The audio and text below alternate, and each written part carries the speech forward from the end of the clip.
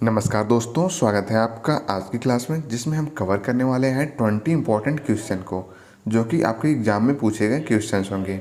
आप किसी भी परीक्षा की तैयारी कर रहे हो, आपके लिए ये वीडियो इंपॉर्टेंट होने वाली है।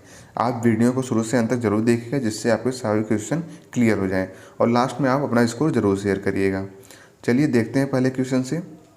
बौद्ध ग्रंथ पिटकों की रचना निम्नलिखित में से किस भाषा में की गई थी? संस्कृत, पाली, प्राकृत या अर्धमागधी?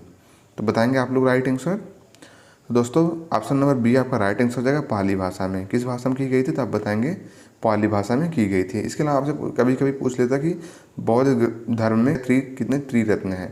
तो आप बताएंगे 3। कितने त्रिरत्न? तो आप बताएंगे 3 इसमें त्रिरत्न हैं। कौन कौन से? बुद्ध, धर्म और संघ। कौन सा? बुद्ध, धर्म और संघ जो है 3 त्रिरत्न हैं। इसके अलावा आपसे पूछ लेता है कि किसे लाइट ऑफ एशिया कहा जाता है?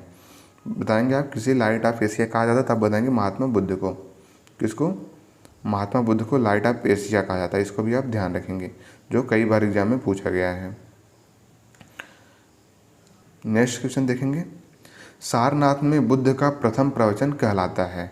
महाभिनिष्क्रमण, महापरिनिर्वाण, धर्मचक्र प्रवर्तन, महामस्तकाभिषेक। तो बताएंगे कौन सा राइट आंसर होगा? तो आपका आंसर ऑप्शन नंबर सी हो जाएगा, धर्मचक्र परिवर्तन। क्या कहा जाता है? आप बताएंगे धर्मचक्र प्रवर्तन कहा गया। इसके लिए आपको ध्यान रखना है महाभिनिष्क्रमण किसको क्या है? तब बताएंगे जब महात्मा बुद्ध ने गृह त्याग किया था, जिसको महाभिनिष्क्रमण कहा गया।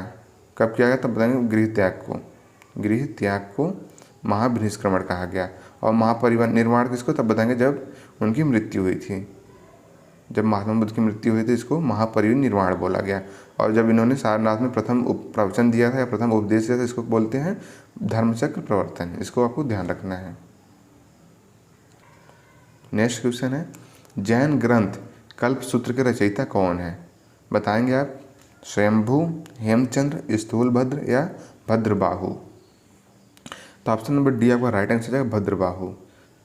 जो कल्पसूत्र है इसके रचयिताकार कौन है? तो आप बताएंगे भद्रबाहु है। इसका आपको ध्यान रखना है। देश बंधु की उपाधि संबंधित है? बताएंगे आप B.R. अम्बेडकर, विपिन चंद्र पाल, चित्तरंजन दास या रविन्द्रनाथ टैगोर? तो ऑप्शन सी आपका राइट आंसर होगा, चित्तरंजन दास। किससे संबंधित है? तब बताएंगे चित्तरंजन दास से संबंधित है। इसको आपको ध्यान रखना है। अगला क्वेश्चन देखेंगे, मौलिक अधिकारों के निलंबन का आदेश कौन दे सकता है? बताएंगे प्रधानमंत्री, राष्ट्रपति, संसद या सर्वोच्च न्यायालय? तो दोस्तों आपका ऑप्शन नंबर बी आपका राइट आंसर हो जाएगा, राष्ट्रपति। कौन दे सकता है? तब बताएंगे राष्ट्रपति जो है मौलिक अधिकारों के निलंबन का आदेश दे सकता है। इसके लिए आपको ध्यान रखना है कि जो आर्टिकल नंबर 20 और 21 है, आर्टिकल 20 और 21 है, इनको कभी भी निलंबित नहीं किया जा सकता। ठीक है, इसको आपको ध्यान रखना है कि जो आर्टिकल 20-21 है, इनको कभी भी निलंबित नहीं किया जा सकता है। ये परीक्षा में कभी कभी पूछ लेता है कि आपातकाल के दौरान हमारे कौन से आर्टिकल हैं जिनको कभी निरस्त नहीं किया जाता? तब बताएंगे आर्टिकल नंबर 20 और 21। इनको आपको ध्यान रखना है। नेक्स्ट क्वेश्चन है, भारतीय संविधान का कौन सा अनुच्छेद छुआछूत के उन्मूलन से संबंधित है? बताएंगे आप कि कौन सा अनुच्छेद है जो छुआछूत के उन्मूलन से संबंधित है? तो अनुच्छेद 14, अनुच्छेद 15, अनुच्छेद 17 या अनुच्छेद 18? तो अनुच्छेद 17 आपका राइट आंसर हो जाएगा। कौन सा है? तो आप बताएंगे कौन सा अनुच्छेद है? तो आप बताएंगे अनुच्छेद 17। तो ऑप्शन नंबर सी आपका राइट आंसर हो जाएगा। इसके लिए आपको ध्यान रखना है कि अनुच्छेद 18 में क्या था? आप बताएंगे उपाधियों का अंत। क्या है? तो आप बताएंगे उपाधियों का अंत किस में है? तो आप बताएंगे आर्टिकल नंबर 18 में है। इसको भी आप ध्यान रखेंगे। नेक्स्ट क्वेश्चन देखेंगे। नेक्स्ट क्वेश्चन है, भारत के राष्ट्रपति का प्रतिमाह वेतन कितना है? 5 लाख, 4 लाख, 3,50,000 या 2,50,000? तो बताएंगे जो भारत के राष्ट्रपति का प्रतिमाह वेतन कितना है?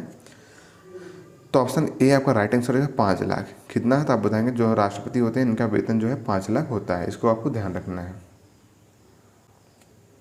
नेक्स्ट क्वेश्चन है, ग्रहों की गति का नियम किसने प्रतिपादित किया? बताएंगे कि जो ग्रहों का गति का नियम है, इसको किसने प्रतिपादित किया था? न्यूटन, कॉपरनिकस, गैलीलियो या केपलर ने? तो ऑप्शन नंबर डी आपका राइट आंसर जाएगा, केपलर। किसने किया था? तब बताएंगे केपलर ने ग्रहों की गति के नियम को प्रतिपादित किया है। इसको आपको ध्यान रखना है।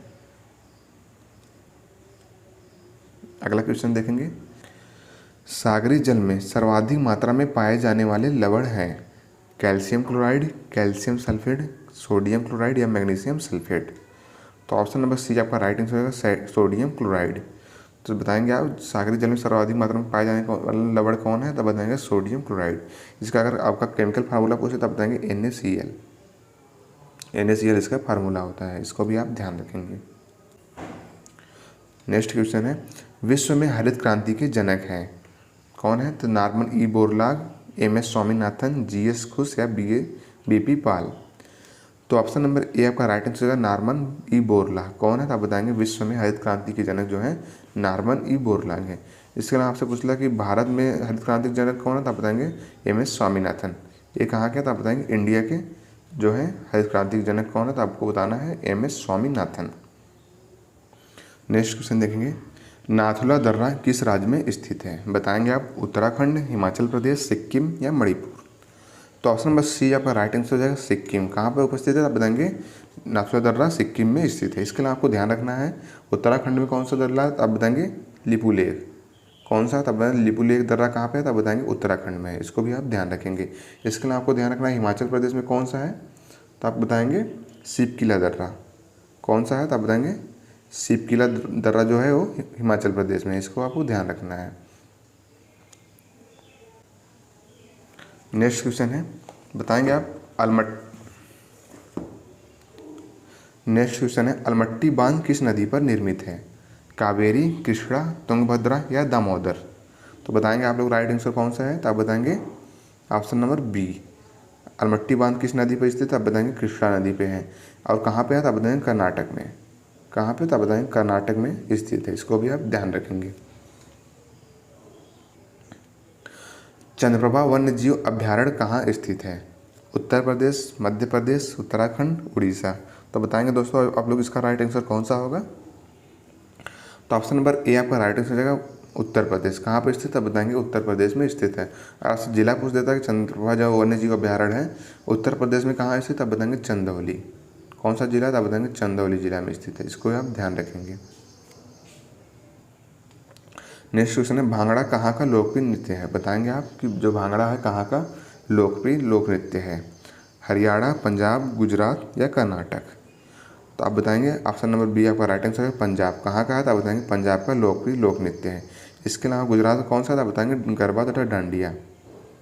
गरबा और डांडिया कहाँ का था, आप बताएंगे गुजरात का है। इसको यह ध्यान रखेंगे, गरबा और डांडिया। नेक्स्ट क्वेश्चन है, खजुराहो के मंदिर किस राज्य में स्थित है, बताएंगे आप उत्तर प्रदेश, मध्य प्रदेश, छत्तीसगढ़ या उड़ीसा। तो ऑप्शन नंबर बी आपका राइट आंसर हो जाएगा मध्य प्रदेश में। खजुराहो का मंदिर कहाँ पर स्थित है, तो आप बताएंगे मध्य प्रदेश में स्थित है। अगर आपसे पूछता है खजुराहो का मंदिर बनवाया किसने था, तब बताएंगे चंदेल राजवंश ने। किसने बनवाया था, तब बताएंगे चंदेल राजवंश ने खजुराहो के मंदिर को बनवाया था। इसको भी आप ध्यान रखेंगे। जिसमें 8 मंदिर जो है विष्णु भगवान के हैं, 6 मंदिर शिव के हैं और 1 मंदिर गणेश और सूर्य भगवान के हैं। इसको भी आप ध्यान रखेंगे। अगला क्वेश्चन है, इलेक्ट्रॉन सूक्ष्मदर्शी का आविष्कार किसने किया था, लीवेनहॉक, रॉबर्ट कोच, मैक्स नाल और अर्नेस्ट रस्का या एडवर्ड टेलर ने। तो बताएंगे आप कि इलेक्ट्रॉन सूक्ष्मदर्शी का आविष्कार किसने किया था। तो ऑप्शन नंबर सी आपका राइट आंसर रहेगा मैक्स नाल और अर्नेस्ट। किसने किया था, तो बताएंगे मैक्स नाल और अर्नेस्ट रस्का ने इलेक्ट्रॉन सूक्ष्मदर्शी का आविष्कार किया था। इसको आप ध्यान रखेंगे। नेक्स्ट क्वेश्चन है, क्लोरोफिल में निम्नलिखित में से क्या मौजूद होता है, मैंगनीज, मैग्नीशियम, फेरस या पोटेशियम। तो बताएंगे आप लोग इसका राइट आंसर कौन सा होगा। तो ऑप्शन नंबर बी आपका राइट आंसर है मैग्नीशियम। क्या उपस्थित होता है, बताएंगे मैग्नीशियम उपस्थित होता है। इसको आप ध्यान रखेंगे। अगला क्वेश्चन है, जैव विकास सर्वप्रथम किसने समझाया था, न्यूटन, आइंस्टीन, डार्विन या लैमार्क ने। तो बताएंगे आप किसने समझाया था। तो ऑप्शन नंबर सी आपका राइट आंसर है चार्ल्स डार्विन ने। किसने दिया था, तब बताएंगे जैव विकास सर्वप्रथम किसने बताया था, तब बताएंगे चार्ल्स डार्विन ने बताया था इसके बारे में। अगला क्वेश्चन है, मानव की पाचन नली लगभग कितने फीट लंबी होती है, बताएंगे आप कि जो मानव की पाचन नली है लगभग कितने फीट लंबी होती है।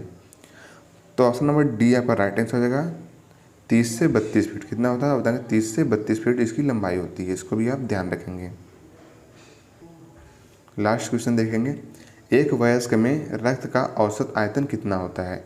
3 से 4 लीटर, 4 से 5 लीटर, 5 से 6 लीटर या 6 से 7 लीटर। तो ऑप्शन नंबर सी का राइट आंसर है 5 से 6 लीटर। कितना होता है? तो एक स्वस्थ वयस्क जो होता है उसके शरीर में रक्त का आयतन जो है 5 से 6 लीटर तक होता है। इसको भी आपको ध्यान रखना होगा। तो ये रही आज की क्लास। आप लोग कमेंट बॉक्स में जरूर बताइए कि आपने 20 में से कितना इसको किया है। ओके, थैंक यू, जय हिंद।